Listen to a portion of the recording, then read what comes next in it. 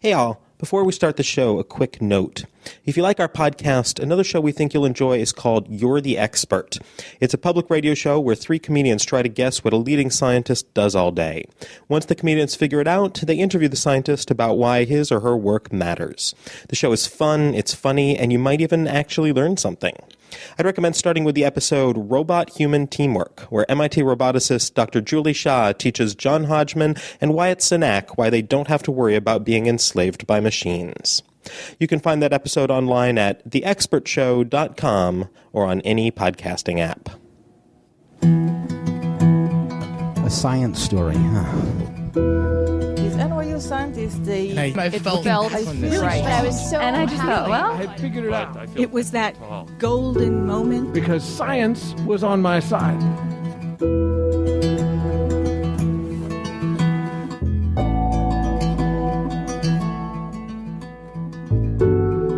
Hey everyone, I'm Ben Lilly, and welcome to the Story Collider, where we bring you true personal stories about science. This week's story is from Kaća Bradonjić. It was recorded in December 2015 at Oberon in Cambridge, Massachusetts. So I am a theoretical physicist who studies the nature of space and time in the context of Einstein's general theory of relativity. And the reason I'm doing that is because I was once a war refugee. So the story starts at the beginning of 1992. It's winter. I'm 11 years old and living in Sarajevo, my hometown, which is located in a valley surrounded by beautiful mountains in what was once a country called Yugoslavia and is today Bosnia.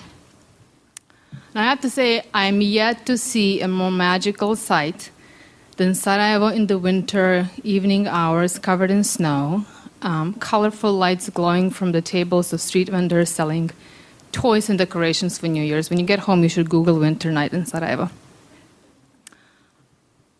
We lived in an apartment close to the top of a very steep street from which you could see the city center not too far down. The year started as a typical year in the life of a preteen. I was doing okay in school. I was getting better playing my guitar. The boy I liked me back. But I was utterly devastated to find out that the new kids on the block were not from Boston, UK, but from Boston, USA, which seemed way too far away for me to ever meet them.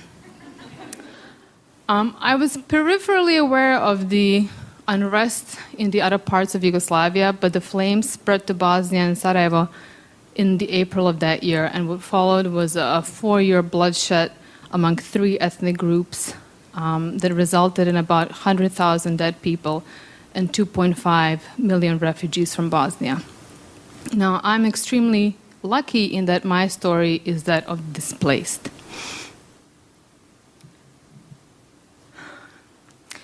War fragments time. It permanently divides one's life into 3 distinct eras: before the war, during the war, and after the war. And in many ways, this process is like what we in physics call a phase transition, like melting of ice or evaporation of water. Unlike personal experiences like graduating from college or having a child or losing a loved one, this fragmentation of one's timeline by war is a collective experience that affects everyone you know in a very profound way. Now, where one marks the beginning and the end of the war varies from person to person, but everybody has remembers those moments and places those marks. And for me personally, the beginning mark was one evening that April when seeking shelter from the shelling, as the explosion sounds were getting louder and louder and louder, we went over to our neighbor's house. And as we ran out to the street and up the street, I looked over my shoulder to the city down below and saw it in flames. And it was that moment which sort of knocked me into this sobering self-awareness which we associate with adulthood. Now, those who live through a war become time travelers of sorts. So 20 years later, some people are still living in the war, even though the fighting is long over. Then there are those of us who time travel voluntarily, back and forth. Sometimes it's voluntary by binge-watching pre-war Yugoslav commercials on YouTube. I and about 250,000 people subscribe to a page on Facebook, which every day serves as a photograph of an artifact of the pre-war Yugoslavia era. Euroblock chocolate bar, a cartoon logo for canned fish Ava, a popular pencil case. Other times we are involuntarily thrown into that war era by an unexpected fireworks explosion, a low-flying airplane. War also disfigures space. Some it violently shatters, splintering countries and crumbling cities. Others it twists and warps into strange geometries. So what is one day a walkable distance at a leisurely pace to your favorite bakery across town can become infinitely far away by the virtue of being on the other side of the no man's land. So it really is the politics and the force which determine the physical, the practical distances between places. It is also what displaces. So that spring I left Sarajevo shortly before it became sort of a black hole of suffering. I was told we were going to visit my grandmothers who lived in another part of town, and even though we didn't carry any luggage, the fact that my mother dressed us in our best clothes made me somewhat suspicious.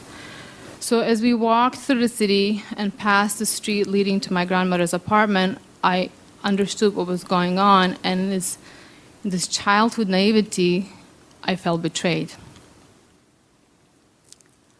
I didn't get back to Sarajevo until I was 24, but in the meantime, I built a model of the city in my mind. So I knew by heart small pockets of town, like how to get from home to school or from the cathedral to the Eternal Flame Monument. And I used to rehearse those paths in my mind over the years, sort of rehearsing for my return.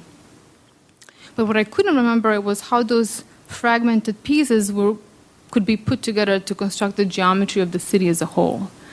And over the years, I had these recurring dreams where I would find myself in a familiar place, like in front of a bookshop called Sietlost, where I used to make my mom wait for me until I read the title of every book in a display window.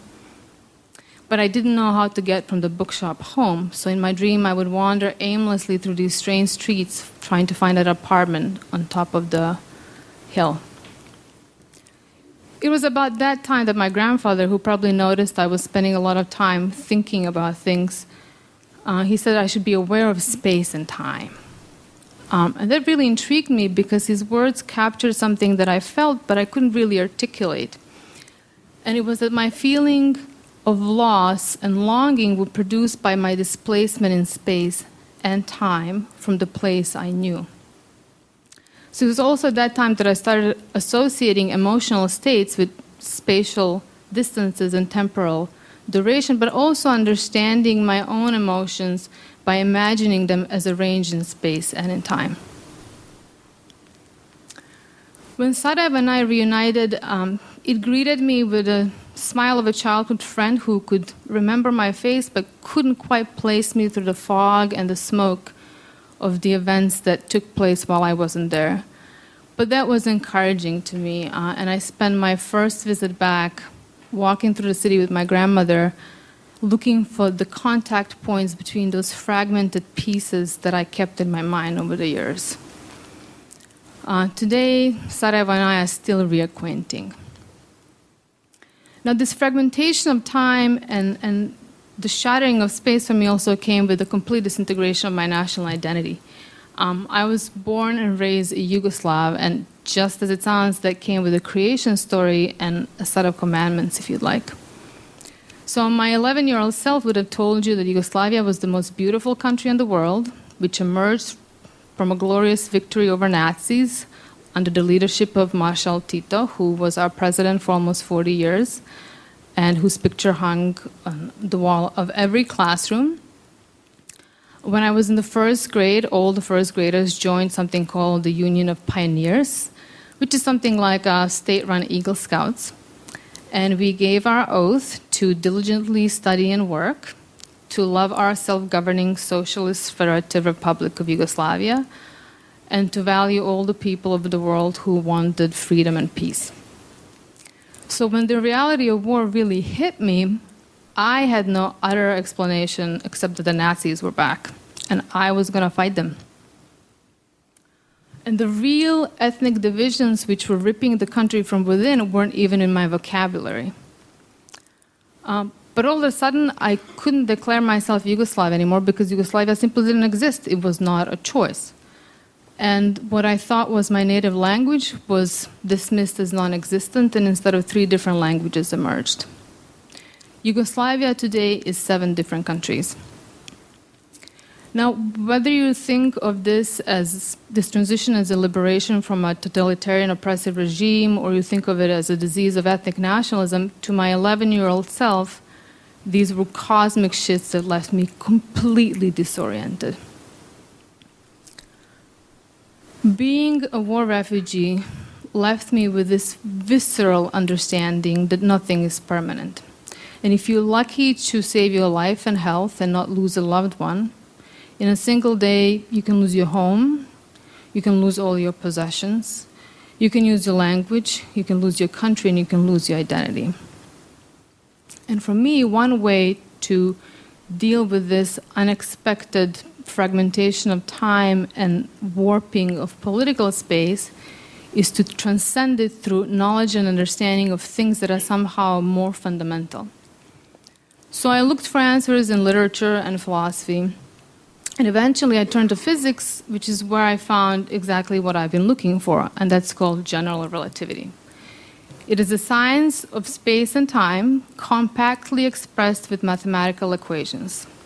I can handwrite them, I can manipulate them by rearranging the symbols, which represent different properties of space-time, and from that I can gain insight into the clicking of an atomic clock or the entire evolution of the universe.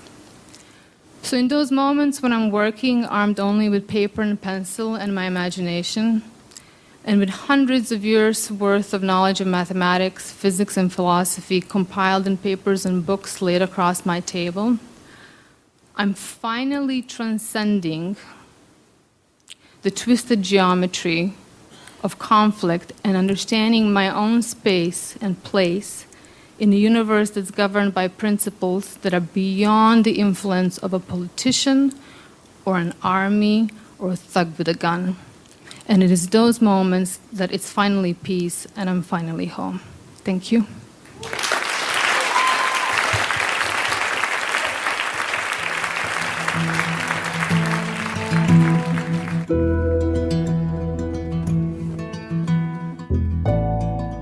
That was Kaća Bradonjić. Originally from the former Yugoslavia, Kaća is a theoretical physicist living and working in Massachusetts.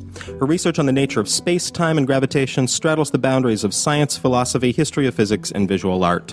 She is particularly interested in the relations between mathematical structures used in physics and the aspects of the physical reality they are supposed to represent. Kaća is currently a visiting lecturer of physics at Wellesley College and an artist member at Gallery 263 in Cambridge, Massachusetts. The Story Collider is produced by me, Brian Wecht, Aaron Barker, Ari Daniel, Christine Gentry, Skylar Baylor, and Liz Neely. The podcast is produced by Rose Eveleth. Additional help from Brooke Williams, Lena Groger, and Justin D'Ambrosio. The theme music is by Ghost. Special thanks to Oberon for hosting the show, and to Time for mostly moving forward. Thanks for listening.